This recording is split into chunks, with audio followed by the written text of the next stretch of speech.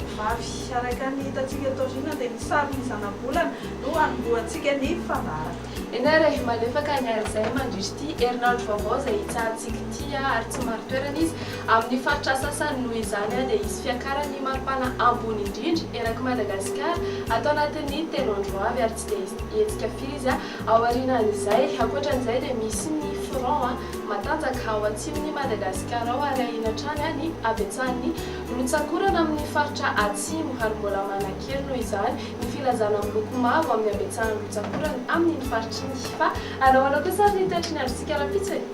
amin'ny rapitso maraina dia toy ny orana any amin'ny faritra avaratra atsinanany Madagasikara iny izany hoe maromaro koa dia manomboka any Asava sy Analanjorofo ary mipakatra any amin'ny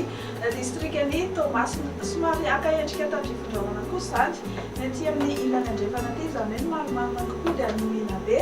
mahazo ny any amin'ny faritry Haute Matsiatra sy Iorombe ary atsimo atsinanana iny ho maromaro ka ny andro ny amin'ny avoatandriamanontolo ary ifadimby eo ny rahona sy ny masoandro amin'ny faritra sisa. Amin'ny rapitso tolakandro kosa dia mbola hitoy ny orana any Asava sy Analanjorofo ary aka endrika tandrifon-drahona hatrany izany any Androsibe sy Samborano tahaka izay koa aty Analamanga sy Itasy Vakinankaratra Moromanisy Haute Matsiatra anorana tandrifon-drahona meto araha kotroka be zao kosa ny amin'ny faritra Melaky sy ny faritry Bongolava ary mahazo ny Mangoro Vatovavy Fitovinany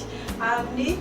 faritry Fianaratsoa Revohatra ibalika be ny masoandro na ifadimby eo ny rahona sy ny masoandro ny faritra sisy dia ahoana sy ahoana no azo ambara mahakasika ny maripana. Ny maripana ambany no tombanana ho an'ny rapitso raha ny faritry ny afoatany dia eo amin'ny 7 ka hatramin'ny 13 degré Celsius eo kosa raha ny morotsiraka dia eo amin'ny 12 ka hatramin'ny 13 degré Celsius. Ny maripana ambony indrindra kosa indray dia hitantsika any amin'ny manodidina ny Mahajanga any eny amin'ny 13 degré Celsius ary ao an'ny faritry ny afoatany 13 ka hatramin'ny 14 degré Celsius.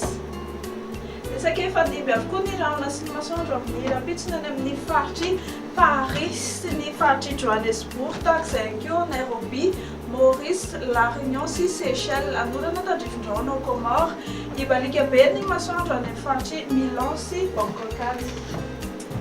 Dia izay indray ary mamarana ny fotoanantsika ho an'ny androany ankasitrahana fenanao miaraka taminay hatramin'ny farany fandaharana veloma tompoko.